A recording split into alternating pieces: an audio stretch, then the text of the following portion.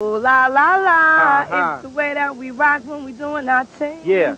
Ooh la la la, it's the natural law only Rap City can bring. Yeah. Ooh la la la la la la la la la la la, so we sing. Yeah. Every day is a lesson in focus for me, you know, and not buying into sort of the world's concept of what you have to be. We should constantly be aspiring, you know, to reach higher and higher and higher. Because of this scheduling, I've basically spent as much downtime as possible resting my voice. Much of the past, basically, 4 or 5 years have been just transitional for me. You know, confrontational, transitional, rehabilitational. So a lot of my moves have been, you know, like this.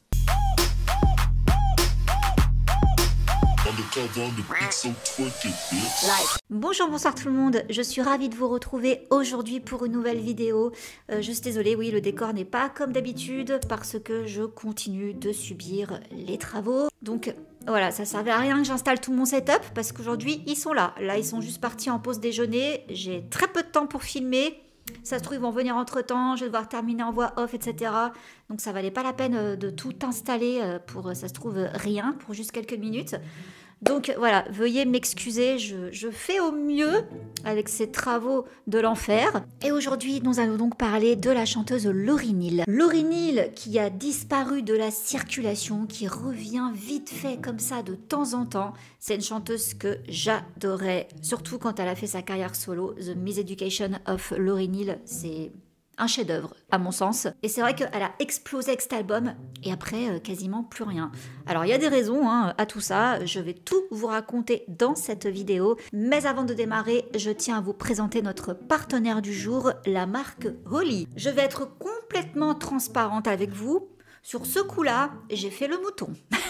Je voyais passer ça partout, je voyais des pubs de partout, je me disais mais qu'est-ce que c'est? Je me suis un peu plus renseignée et j'ai vu donc que c'était une marque d'Ice Tea et également de boissons énergisantes et ça proposait en fait une alternative aux boissons qu'on a l'habitude de consommer.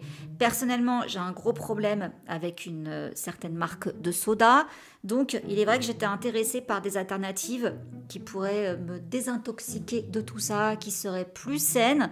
Donc forcément, quand ils m'ont proposé de tester, j'ai dit oui, le mouton en moi a dit oui, la curiosité a pris le dessus. Donc il est vrai qu'il y a pas mal de choses qui sont intéressantes. Déjà, sachez que ça se présente donc sous cette forme-là. J'ai pris le pack starter, donc il y a la gamme Ice Tea, la gamme énergie et la gamme hydratation. Un sachet remplace une canette. Donc bon, déjà niveau emballage, je trouve que c'est quand même beaucoup plus écologique, donc c'était intéressant. Ensuite, naturellement, le goût. Pour moi, c'était le plus important. J'ai un chouchou parmi tout cela, parce qu'il y a quand même pas mal de saveurs. Dans une boîte, vous avez différentes saveurs. Moi, mon chouchou, c'est celui-là. C'est de la gamme Ice Tea. C'est raspberry, alors attendez, je vous traduis, framboise, vanille et thé hibiscus. Et c'est donc dans ma gamme préférée Ice Tea. Sachez qu'il n'y a pas de sucre, pas de taurine. Vous avez des antioxydants, également des vitamines. Donc ça, surtout pour la gamme Ice Tea. C'est celle que je consomme le plus parmi les trois. Après, vous avez la gamme énergie qui contient de la New Caf. C'est de la caféine cristallisée qui a un effet sur du plus long terme et ça évite le crash post-caféine. Alors ça, faut pas le prendre n'importe quand. Si vous avez par exemple besoin de vous concentrer sur votre travail, si vous faites du sport, etc. Ça, c'est la gamme qu'il vous faut. Personnellement, je m'en suis servi, ne riez pas. Mon sport à moi, c'est le ménage. Alors, il est vrai que j'ai noté que j'avais moins de baisse de régime, on va dire. Normalement, je fais des pauses entre chaque tâche. Là, j'en ai pas fait. Par contre, je vous conseille de faire tout l'inverse de ce que j'ai fait. Ne prenez pas ça en fin de journée parce que j'étais un peu trop en forme, si vous voyez ce que je veux dire. Et oui, normal, comme je vous dis, la New Caf, donc ça agit sur du plus long terme. Donc maintenant, quand je fais mon ménage ou quand j'ai besoin d'un coup de boost parce que j'ai des trucs à faire, je le prends beaucoup plus tôt. Et oui, j'ai vu qu'effectivement, ça évitait les coups de pompe. Ensuite, la gamme hydratation. Comme son nom l'indique, pour m'hydrater, je privilégie ça le matin. Si vous avez fait une soirée un peu arrosée la veille également, pour lutter contre la gueule de bois, vous faites un shaker hydratation Je dis ça, je dis rien. Mais voilà, en tout cas, ça peut aider. Donc si tout comme moi, vous avez vraiment du mal à boire, c'est pas un réflexe, que vous avez un petit souci avec certains sodas qu'on ne nommera pas et que vous voulez vraiment dégager tout ça, trouver une alternative plus saine et au passage plus écolo quand même, hein, je le souligne. Je vous invite tout comme moi à tester, à vous faire votre propre opinion. Avec mon code GossipGloss5, vous avez 5 € de réduction. Je vous mets le lien de redirection en barre d'infos. Merci encore Holly d'avoir sponsorisé cette vidéo. Sur ce, on enchaîne avec la vidéo sur Lauryn Hill. Lauryn Hill est donc née le 26 mai 1975 à Newark dans le New Jersey et elle a grandi dans la ville voisine de South Orange. Dès son plus jeune âge, elle est fascinée par la musique. Son père est consultant en informatique, sa mère est enseignante et ils sont également tous deux musiciens. Son père, donc Mal Hill, chantait lors de mariage, Valérie, sa mère, jouait du piano et Melanie, le frère aîné de Lauryn, jouait du saxophone, de la guitare, de la batterie, de l'harmonica, du violon et du piano. Elle est également amie d'enfance avec l'acteur Zach Braff au lycée Columbia où elle était une élève assez active. Elle était en effet pom-pom girl, elle jouait au basketball, elle écrivait de la poésie et elle a même fondé la chorale gospel de l'école. Elle a créé aussi un club petit déjeuner pour les enfants qui arrivent à l'école sans petit déjeuner et chaque jour elle s'arrêtait sur le chemin de l'école pour acheter 2 ou 3 douzaines de bagels ainsi que du jus d'orange. Son enfance a été plutôt idyllique même si elle n'a pas été entièrement protégée et une grande partie du travail caritatif qu'elle entreprend aujourd'hui découle du désir de voir les autres avoir les mêmes chances qu'elle. C'est pour ça que déjà toute petite elle s'engageait à ce que les élèves qui n'avaient pas de petit déjeuner en aient. Je sais que j'ai eu la chance de grandir comme j'ai grandi. Nous n'avions pas tout, mais nous avions beaucoup d'amour et une famille nombreuse. Et j'étais exposée à différentes choses. Je savais qu'il y avait des opportunités, différentes carrières et différentes orientations pour ma vie.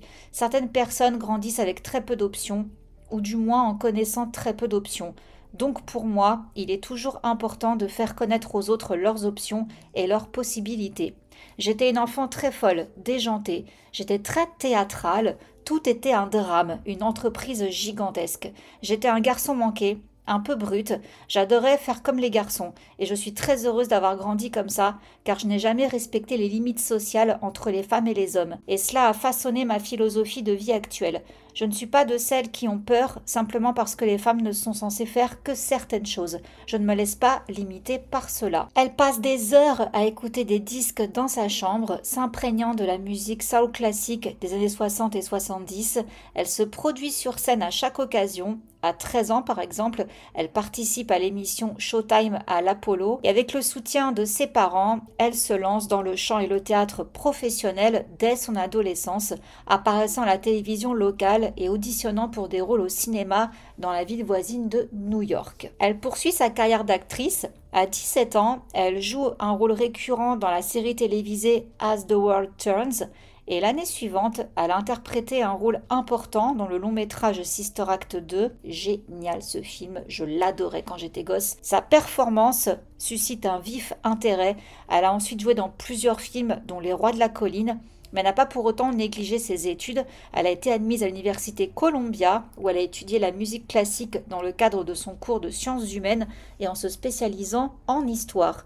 Au début, elle a tenté de concilier études et vie professionnelle, mais dès sa première année, les Fugees ont signé un contrat d'enregistrement et Lauryn Hill a quitté l'université pour se concentrer sur sa carrière. Parmi ses autres rôles au cinéma, on compte les films Have Plenty ainsi que Restaurant. Petit retour en arrière quand même pour vous expliquer un petit peu la naissance des Fugees. Il faut savoir que Lauryn Hill passait ses nuits à jouer de la musique en compagnie de Pras Michael, je sais pas, ça s'écrit Michel.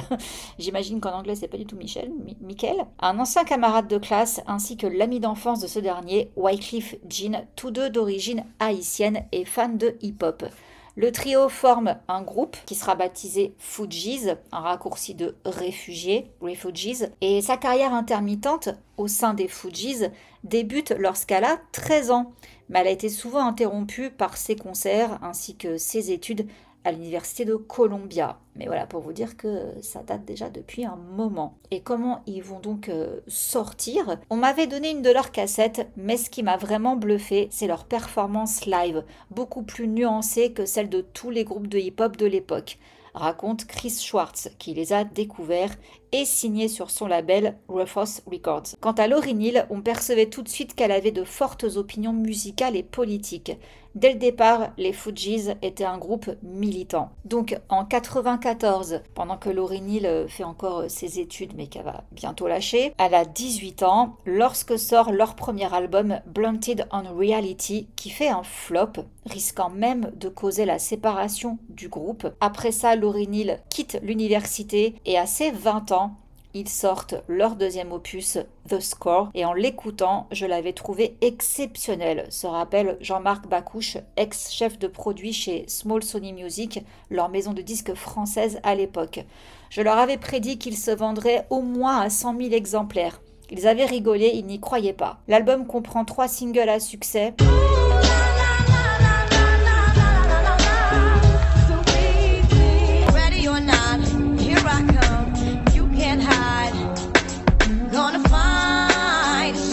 Le plus célèbre étant la version de Killing Me Softly, oui bien sûr. Killing me softly with his song, killing me softly. Une ballade rendue célèbre dans les années 70 par la chanteuse Roberta Flack.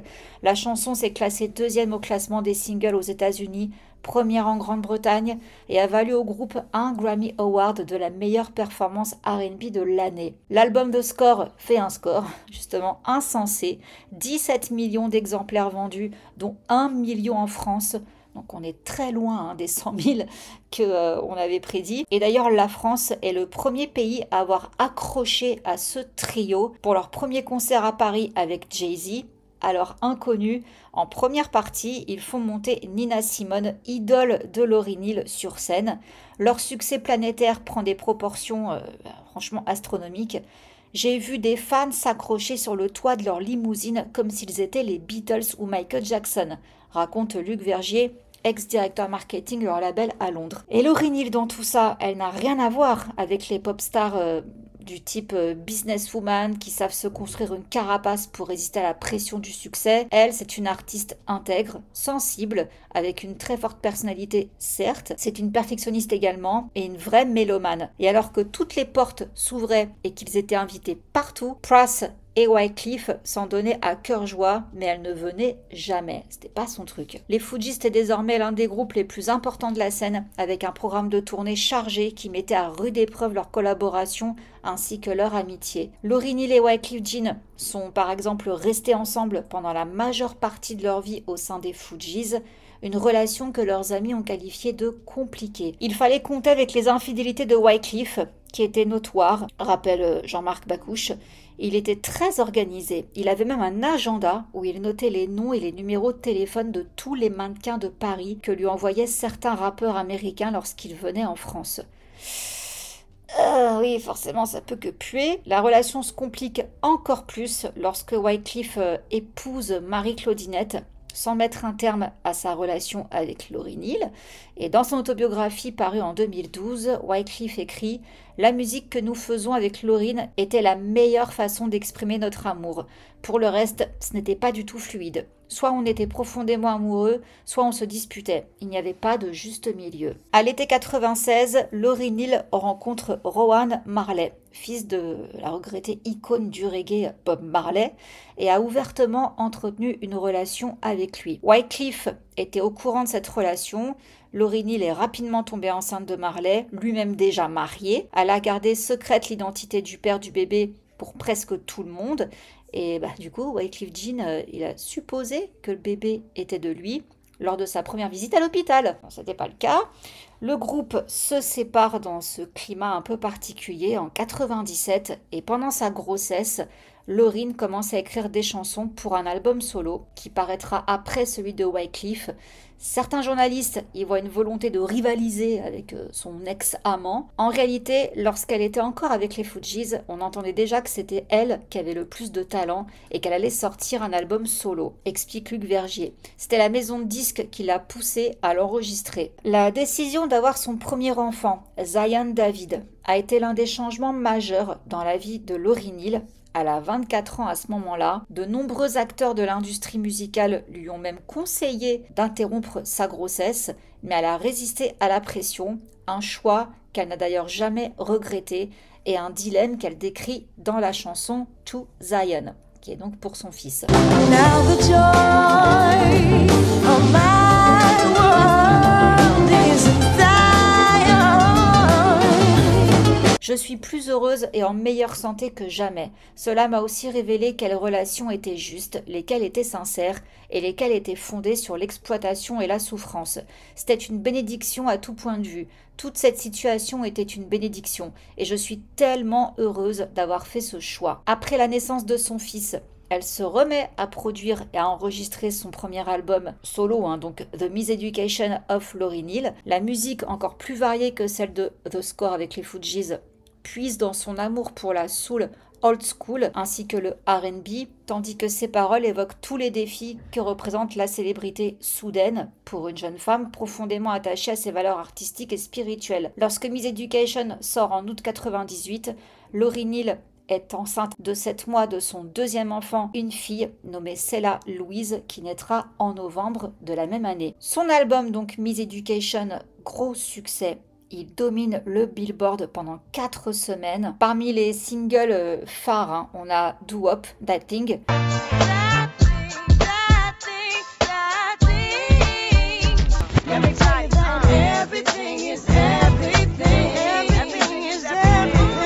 Miseducation reçoit des critiques dithyrambiques et se vend à 19 millions d'exemplaires. Aux Grammy Awards 99, Lauryn Hill bat de nombreux records. Elle devient la première femme à être nommée dans 10 catégories en une seule année et la première femme à remporter 5 trophées en une seule soirée. Pour album de l'année, meilleur album R&B, meilleure chanson R&B, meilleure performance vocale R&B féminine et meilleure nouvelle artiste. Perso, ma chanson préférée, c'est X Factor. Voilà.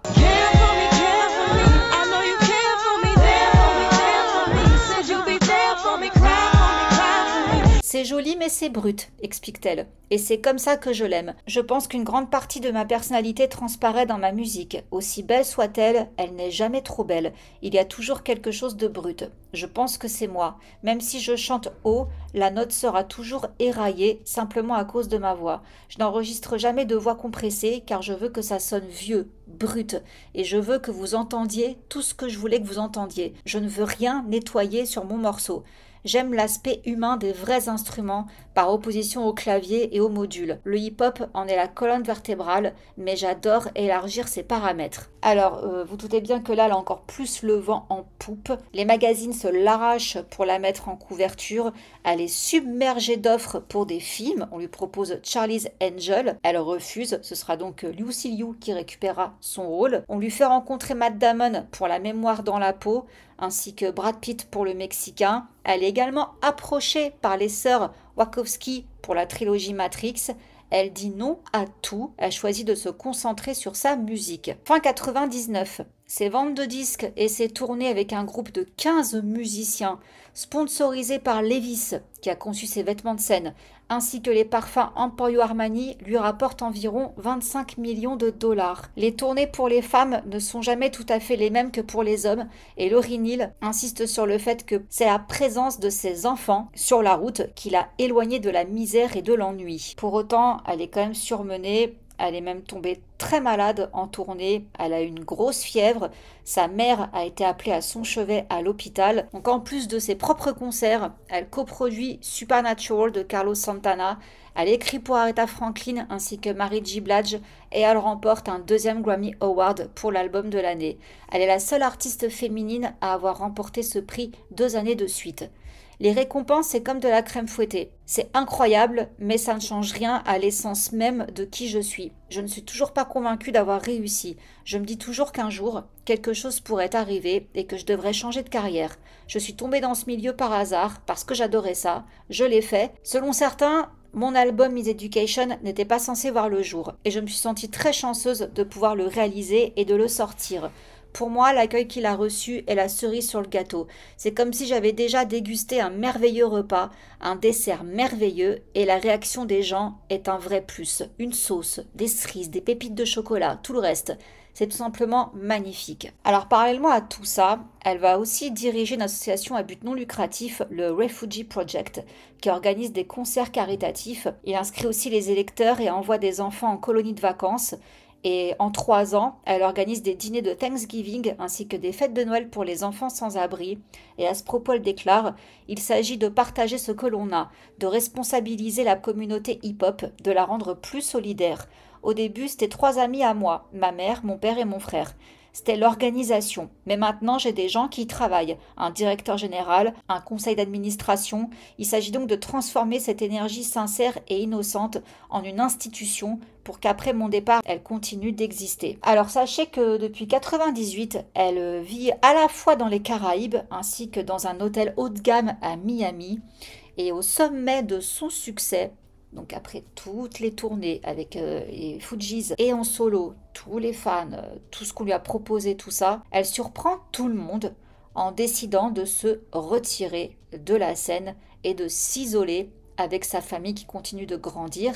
Maintenant, elle est mère de 5 enfants, tous de Rowan Marley. Et bien qu'elle le désigne d'ailleurs comme son mari, il semble qu'il n'ait jamais été légalement marié.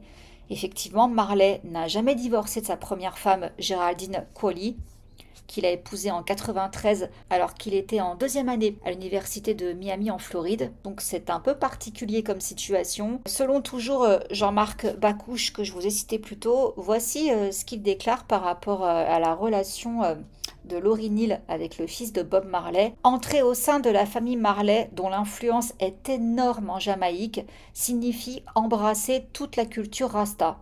Pour elle, c'était une révélation. Et oui, Lauryn déclare « Lorsque j'étais avec les Fujis, j'allais du studio à la scène, puis retour au studio. Ma musique n'avait pas de substance car je n'avais rien vécu. Mon album solo a existé parce que j'ai pris le temps de vivre une myriade d'expériences avant de le composer. » Elle a admis plus tard avoir été choquée par l'attention suscitée par l'album et dépassée par les attentes irréalistes de son label et de l'industrie musicale dans son ensemble. Voilà donc ce qui explique son retrait et également le fait qu'elle cherchait quelque chose, autre chose. Donc faisant face à une pression croissante pour produire davantage, elle a commencé à entrer en conflit avec sa vision de la profession d'artiste, une profession qui selon elle exige des périodes de haut et de bas, des moments de créativité, des moments pour vivre, ainsi qu'apprendre des expériences. Et cette pression a été amplifiée par des conflits avec des membres de sa famille, devenus financièrement dépendants d'elle. Elle a également dû faire face à des tensions avec les musiciens avec lesquels elle a collaboré pour The Miss Education, qui ont fini par la poursuivre en justice pour avoir utilisé leurs chansons et leur talent de producteur sans les créditer correctement pour leur travail. Donc voilà, période pas facile après The Miss Education. Elle écrit d'autres chansons et elle enregistre une performance live de ses nouveaux morceaux plus contemplatif pour MTV en 2001 justement, alors qu'elle est enceinte de 3 mois, s'accompagnant à la guitare acoustique qu'elle avait appris à jouer récemment. L'enregistrement live est sorti sous le titre Unplugged No. 2.0, je vous l'ai fait carrément en anglais. Les critiques sont mitigées. Unplugged a débuté à la 3e place du classement Billboard et il s'est vendu à plus d'1 million d'exemplaires au cours des 4 premières semaines. Certains ont aimé son côté intimiste, sa vulnérabilité brute ainsi que sa franchise à propos de ses expériences depuis la sortie de The Miss Education, qui comprenait donc non seulement le procès ainsi que l'attention publique, mais aussi l'approfondissement de sa foi. D'autres critiquent sa voix, qu'ils jugent perçante, ses compétences limitées à la guitare, ses paroles cryptiques et ses diatribes interminables pendant les interludes où elle avoue être folle, dérangée et mentalement instable. Alors dans la presse, voici ce qu'on pouvait lire comme critique. Ce qui ressort de cet enregistrement d'1h46 est une interprétation moderne des thèmes prophétiques traditionnels du péché originel, de la dépravation de l'homme et de la miséricorde divine. Le développement de sa foi, justement. Ses amis désignent quelqu'un qu'ils appellent un chaman, un homme religieux autoproclamé qui a envahi la vie de Lauryn Hill. Il est devenu son conseiller. Certains soupçonnent même qu'il soit devenu son amant. Donc là, elle vit à Miami ainsi qu'en Jamaïque avec ses 2 enfants et leur père Rowan Marley. Elle n'a pas encore les 5 enfants, hein, c'est au fur et à mesure. Mais elle semble quand même amoureuse de ce guide, cet homme religieux. Elle fait tout ce qu'il dit. Du coup, elle va vivre de plus en plus recluse. Elle parle de cet homme, enfin, elle en fait du moins allusion lors d'une interview à MTV Online pendant qu'elle fait justement la promo de l'émission Unplugged. Et justement, je vous cite ce qu'elle déclare. « J'ai rencontré quelqu'un. Cette personne avait une compréhension de la Bible comme personne d'autre. Je me suis assise à ses pieds et j'ai ingurgité les écritures pures pendant environ 1 an. J'ai commencé à voir que j'étais mon pire ennemi. J'étais le problème, ma propre image de moi-même, celle que je pensais devoir être, par opposition à celle que j'étais vraiment. J'ai commencé à comprendre que ma conception de la spiritualité était totalement erronée. La vraie religion n'est pas une religion du tout. La vérité est la véritable couverture, et lorsque j'ai commencé à le comprendre, 2 choses se sont produites. Ma créativité est revenue en abondance et je me suis retrouvée en confrontation directe avec tout ce que j'aime. » Alors donc, comme je vous dis, hein, il se murmure selon certaines sources que Lauryn Hill aurait quitté finalement Marley, toujours mariée à sa première femme, hein, enfin à sa première et seule femme d'ailleurs, et elle serait donc désormais mariée à son conseiller religieux qu'on appelle donc Frère Anthony. Et elle l'aurait rencontré donc en 2000. Beaucoup des proches de Lauryn Hill voient en lui la raison de sa déchéance, parce que oui, ça va pas bien du coup depuis. Avec Frère Anthony, Lauryn Hill se met à suivre des études de la Bible et commence toutes ses phrases par « Frère Anthony dit que ». On ne sait pas à quelle religion il appartient exactement, mais il apprend à Lauryn Hill à être elle-même, entre guillemets, et à ne pas se soucier de l'argent. Ça pue. Des amis diront de la chanteuse qu'elle a subi un vrai lavage de cerveau avec cet homme.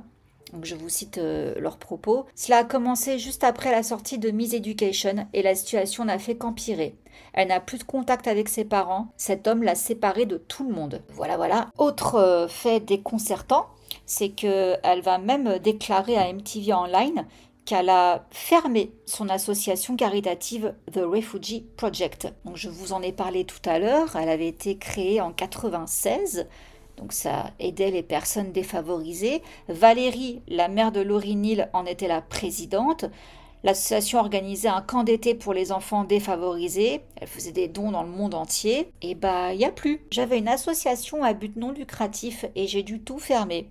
Vous savez, sourire avec de gros chèques, des choses obligatoires, ne pas laisser les choses venir de la passion, c'est de l'esclavage. Tout ce que nous faisons devrait être le fruit de notre gratitude pour ce que Dieu a fait pour nous. Cela devrait être passionné. Lauryn Hill accepte de se produire lors d'un concert de Noël en 2003 au Vatican devant 7500 personnalités où elle a choqué le public en lisant une déclaration préparée dénonçant le traitement secret par l'Église catholique des abus commis par des membres du clergé. Voilà, ensuite appelé la hiérarchie catholique à se repentir. Et pour un petit peu de contexte à ce moment-là, elle fait référence aux affaires de pédophilie qui gangrène l'Église catholique aux États-Unis ainsi que dans le reste du monde. Le concert auquel participaient également de nombreuses stars a tout de même été retransmis à la télé italienne le 24 décembre, amputé de quelques minutes qui ont soulevé de nombreuses critiques parmi les hauts dignitaires de l'Église catholique. Oui, bon, assez distingué, mais en même temps, je trouve que pas vraiment tort de dénoncer ça. Est-ce que c'était le bon endroit, le bon moment? Oui et non. Ça dépend. Bref, 2004, Lauryn Hill retrouve les Fugees lors d'un festival en plein air dans le quartier de Bedford-Stuyvesant à Brooklyn. Et après, elle va encore se produire avec les Fugees au BET Music Awards en 2005. Et ils vont même entamer une tournée européenne d'1 mois. Mais de vieilles tensions ont refait surface et le groupe s'est définitivement dissous. Décidément, quand ça veut pas, ça veut pas. Par la suite, elle enregistre une toute nouvelle chanson qui s'appelle Lose Myself pour la bande-annonce du film Les Rois de la Glisse en 2007. et elle publie une compilation d'enregistrements anciens et récents, Mrs. Hill, qui comprend des extraits de Miss Education ainsi que ses contributions à des bandes originales de films et d'autres nouvelles chansons dont World is a Hustle. Septembre 2007, Wyclef Jean, son ex-acolyte des Fugees, déclare à la presse quelque chose, waouh, il va pas avec le dos de la cuillère. Lauryn Hill doit aller voir un psychiatre, point à la ligne. Elle a besoin d'aide, mais maintenant il faudrait vraiment un miracle pour la changer car elle est complètement troublée. Alors, qu'est-ce qui se passe? Ces derniers mois, Lauryn Hill, Miss Hill, comme elle exige d'être appelée désormais, ne va pas bien du tout. Elle est apparue lors des Solidays à Paris, été 2007, et également au Festival de Jazz de Nice, vêtue et maquillée tel un clown, selon les mots de la presse. Sa voix était cassée, elle braillait, sautait dans tous les sens. Son répertoire ressemble davantage au gangsta rap qu'à la soul. On a du mal à réaliser que l'hystérique qui apparaît sur scène est la même personne qui a vendu des millions de copies de son album The Miss Education of Lauryn Hill et les fans se sentent floués. Donc voici ce que la presse titrait. Des proches déclarent alors « Elle est Dr Jekyll et Mr Hyde, mais avec 8 personnalités différentes. Tu ne sais pas qui tu vas rencontrer 1 heure plus tard. Elle parle entièrement en versets de la Bible. Je pense qu'elle est perdue. Elle est triste et seule.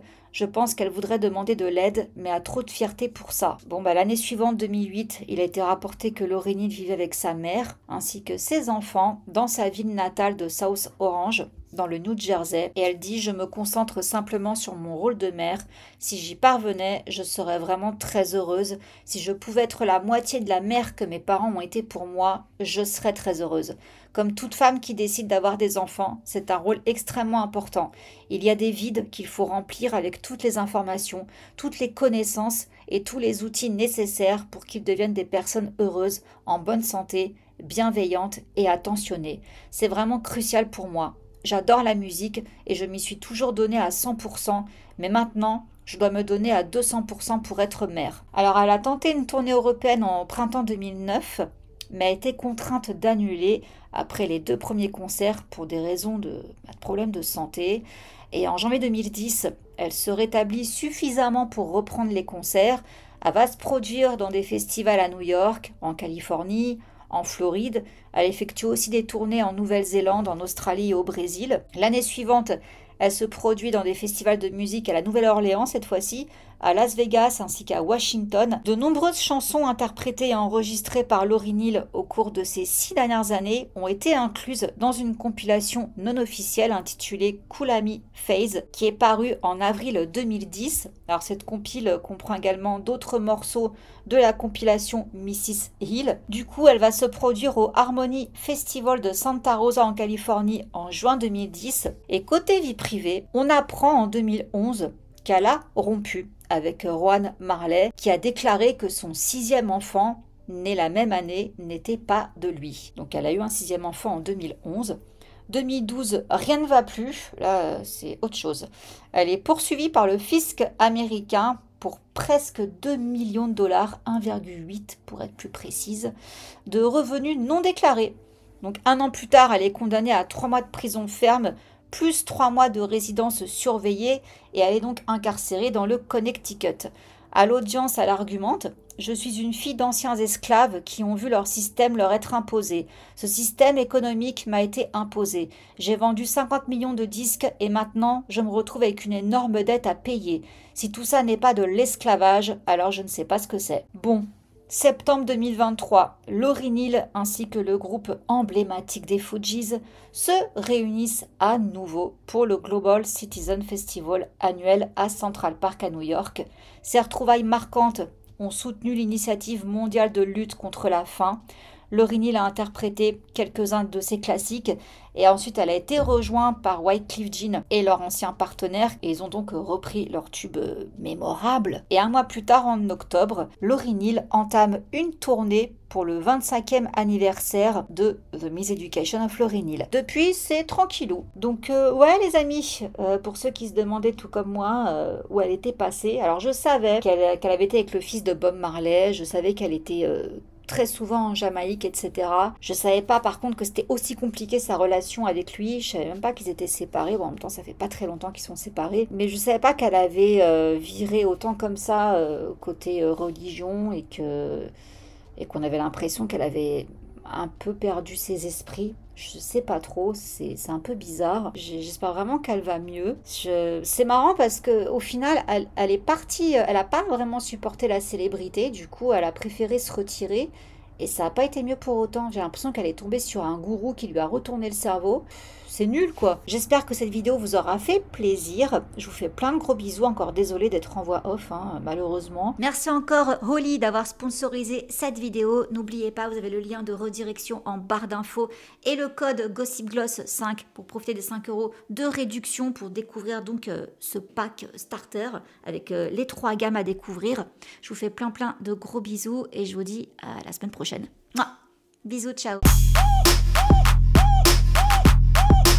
Undercover on the beat, so twerk it, bitch. Like.